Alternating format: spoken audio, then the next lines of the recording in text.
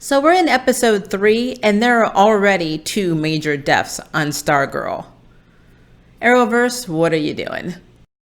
Hi guys, my name is Maria Park, and this is Approach to Nerd. And in this episode, we are reviewing Stargirl episode 3, entitled Icicle. This episode is amazingly cool. I feel like this series just keeps getting better, honestly. From the pilot, it has been pretty good. So we basically got the Stargirl version of Icicle's origin story. And I say that because Jordan is not actually a comic book character. He's kind of like a morphed character. If I say his name incorrectly, it's like Joar Mawkent is actually the original Icicle. And the original Icicle was a scientist and did not have basically any ice type abilities. He used like an ice ray gun instead of actually having physical ice powers. It was actually his son, Cameron, who we also meet in this episode, who happens to be the kid that colors over the word slut on Yolanda's locker, and who kind of has like a little, I think it's a flirtation thing with Courtney in class, but it may not have been. But that is actually the real Icicle in the comics. And he also later on becomes a villain. I don't know if they're going to do that in this series. Again, this is a brand new version, universe, whatever. The Arrowverse does not always follow canonly the comic storyline. So hence why we have Jordan. But so basically Icicle in Stargirl's version, his wife was exposed to a toxin and basically got sick and is dying in the beginning of this episode. And on her dying breath, she basically tells her husband to change the world and basically destroy anyone that gets in your way to make a world better for their son. So, yeah, Mama wasn't that pure either. So that's what he's doing. He's basically coming up with a plan to, I think it's called New America. He's basically going to redo the world the way he thinks it should be, starting with America, I guess. And his parents are kind of crazy. Like they gaslight for him. Like when he kills someone, they cover it up. I mean, they cover up a lot of stuff. They are just, I really would love to know what the story is with Jordan's parents. But yeah, so Icicle's backstory, lost his wife, very angry, wants to change the world, which can have noble, like, you know, it could be a noble thing, but at the same time, how he's going about it is crazy. So, so there's that. In the episode, though, a lot of stuff happened. Like we had Courtney get to interact with a new kid, and his name is Joey, and he is the wizard's son. And Joey was absolutely adorable. And he was really sweet. He was learning magic like his dad. I don't know if he knows that his father was the wizard and that, you know, his father killed his previous master after, actually in the comics, it was after he finished his training, but in Stargirl, it's before he finished his training. And according to Icicle, he didn't use his powers correctly, or the wand or anything that he learned correctly. He had a small mind and small goals. So I knew something was going to happen when Joey's father kept getting a call from from Jordan, should I say, and he didn't answer the phone. What I didn't think was going to happen is that his son would actually end up getting killed, and he ends up getting killed because of Icicle. So let me backtrack a little. So Joey meets Courtney in the hallway. He shows her a card trick. He pulls out a card, or has her pull a card, put it back in the deck, and then he pulls out the wrong card, but she pretends that that's the card he picked all along, which is very sweet. And he was very, very nice to her. And so I don't know. I felt like, okay, please don't let something bad happen to this kid, because he seems to be one of the good ones in this school. He also seems to know Beth very well, Beth Chappell, you know, our future Dr. Midnight. And he was going on some trip, I guess, for a talent show in regionals, and with a bunch of other kids on a bus. So through the episode, Courtney is all pro. Let's get to the next person of the Injustice Society. Let's take them all out. Oh, this is Icicle. He's the one that killed my dad, because she still thinks that Sebastian's her dad. She wants to go fight him. And of course, you've got Pat, who honestly is still grieving for every member of the JSA. I mean, obviously, he's very, very, very torn because he basically has worked with all of these heroes that he considers the best heroes in the world, and then you've got Starman's staff that's picked Courtney to basically bond with, and he doesn't want to go down that route of basically having another team that he loses, especially one that happens to be led by his stepdaughter, and at this point he's not even thinking of a team, but she's already thinking, oh, maybe we need more help, maybe we need more members. And so she's actually on the fast track of this herodom, which is kind of interesting because I kind of feel like whenever that happens with any character, something bad is going to happen. It's going to be a huge wake-up call, a very big lesson, and there's going to be a setback. And one of the first ones is Joey's death. So long story short, Icicle, talking to Wizard, found out that it's not Starman they're looking for, it's actually Stargirl, because Brainwave never had the chance to tell Icicle, which I don't know why. Apparently only told the Wizard that it was a girl and that he would take care of her, which obviously didn't work because he had a seizure because of the staff and it put him in the hospital. Pat was not certain that the other members of the Injustice Society were in town, but now he knows because he goes to the hospital and he asks Beth's mother, who's a doctor there, who worked with Brainwave.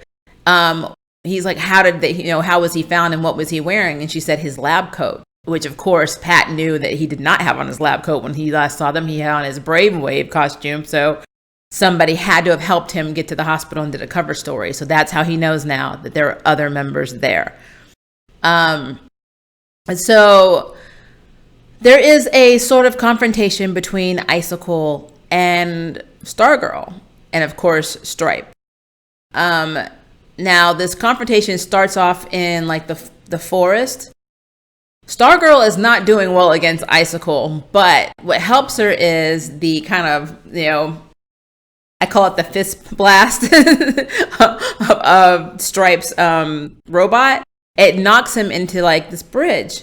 Well, he decides, because there's a school bus coming, he's going to kill two birds with one stone. He's not happy with the Wizard, and he's not happy with he's basically kind of getting defeated by Stripe and Stargirl. So he makes the entire road on the bridge turn to ice.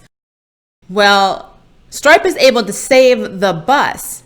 But unfortunately, when all the kids get out of the bus, Joey drops his magic card or his cards, and he goes to get it.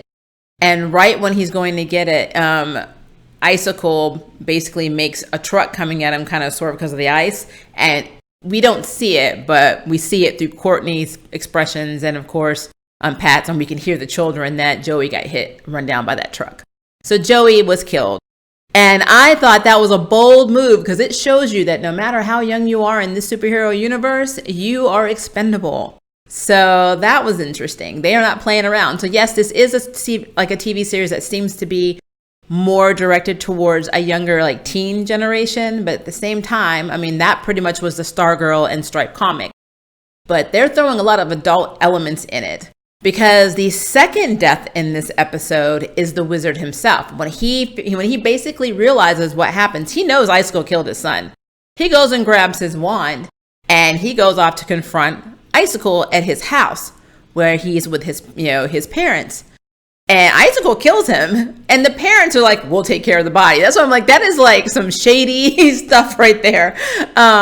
But yeah, that I kind of like that because I've read the comics. It's been a minute. I've read a lot of comics in my life, but I do know that Icicle was not a major player in the comic series. He's just part of the Injustice Society.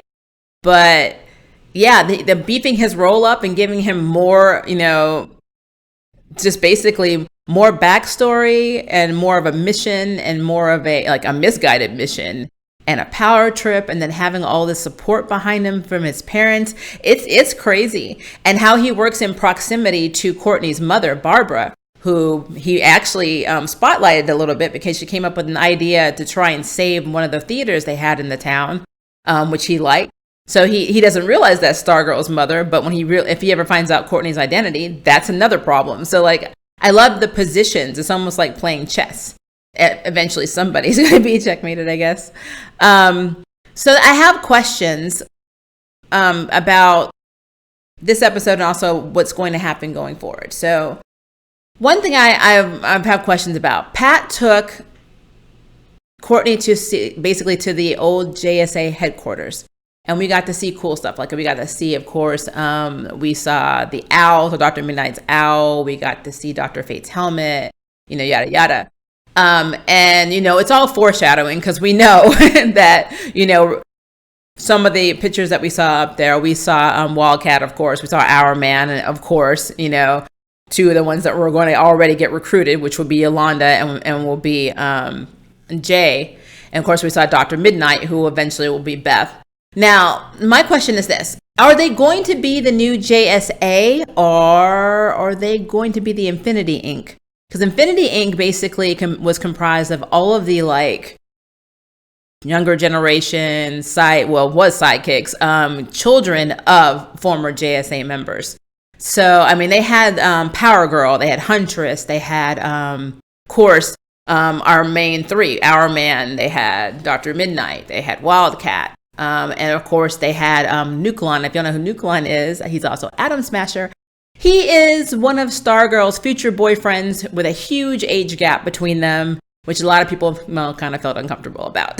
But they were all in this group, called Infinity Incorporated. So I just wondered if that's what the team is going to be called, or are they just going to be called the new JSA? I'm really curious if they keep that, because it would kind of play into the Icicle, because Icicle did try to kill off members of Infinity Inc. So I don't know. I have questions about that. Also, I guess since we're doing some foreshadowing, of course, we know Cindy Berman. If you read any of the comics, she was a huge bee, to Courtney. And some versions of the comics, if I remember correctly, I think she's the Dragon. I want to say she's the Dragon King's daughter. I have to go back and look. I'm pretty sure she is, and she wants to be the next Dragon King. Like unlike the children in what's happening right now in Blue Valley, and I don't think they know that their parents are part of the Injustice Society. I think Cindy does know. But I'll have to go back and check on that, because it's been a minute since I've read her backstory. But I know that she's always been a biatch to Courtney in every comic that she's in. So in every story, she's like the biggest high school nemesis, supernatural mean girl that Courtney faces. And you can kind of see it. It's starting at school. Right now, Cindy's focus is Yolanda and slut-shaming her.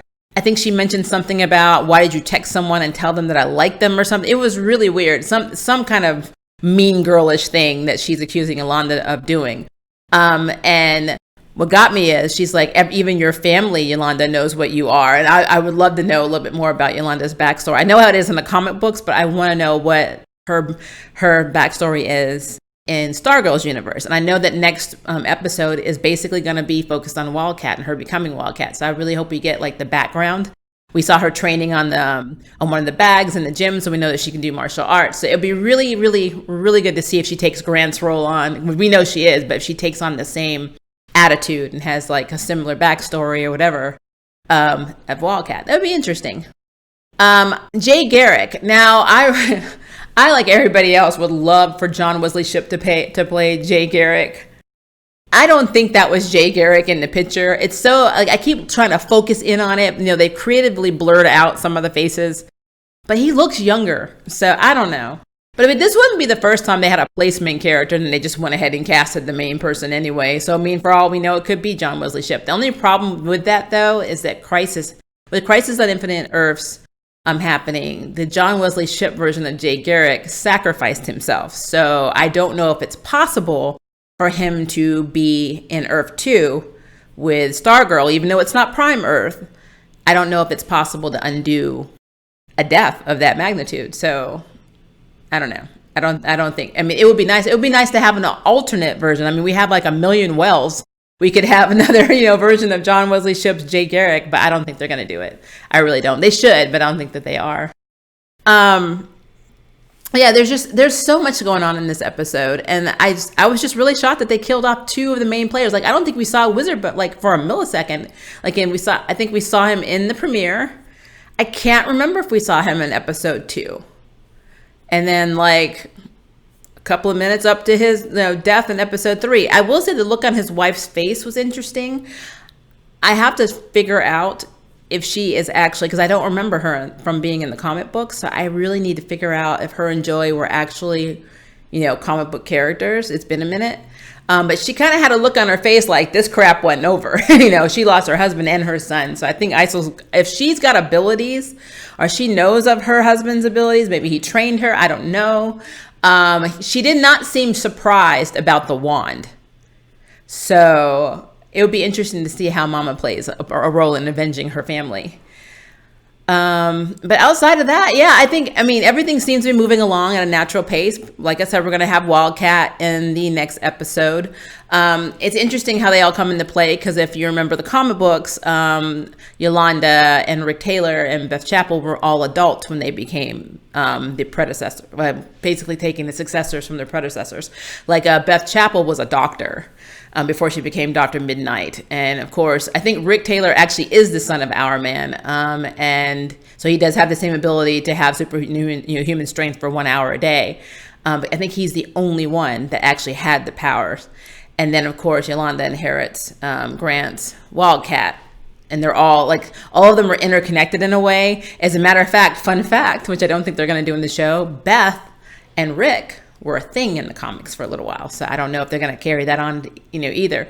It just depends if they do the Infinity Inc. arc. So if they do Infinity Inc. instead of them having to be the JSA juniors, then I think we might incorporate a lot more from the comics. And that also will have a lot more characters. Like, I'm hoping we do see Tigress and Jade, because that would be awesome. But who knows? But episode 3 was very, very good. I think that what they're doing with the series so far is probably some of the best writing. I don't want to say on the CW, because I know that it was made for DC, I think it was made for DC online first. So it's kind of its own thing, but I'm glad it's incorporated now into the quote unquote Arrowverse, and who knows what the crossovers would be like. But I just hope they keep this writing staff, because these writers are very cool. Yes, they've changed some stuff, they've taken liberties, but they do that in all of the Arrowverse shows, so I'm not going to hate on that. But for the most part, I like it. And I like Breck Bassinger as Courtney. I think she's doing a very good job as Stargirl. So yeah. Very, very happy with this. Cannot wait for episode 4, but I want to know what you guys think, so please leave me a comment below and let me know. And if you would like to sign up for Jury Duty, hit the subscribe button. If you'd like to know who's next on the Nerd Ballot, hit the notification bell. Until next time, I can't wait for you to approach the nerd. Bye, guys. Thank you for watching my video. I really appreciate it, but hey, the party doesn't have to stop now. Click on one of these videos and keep it going.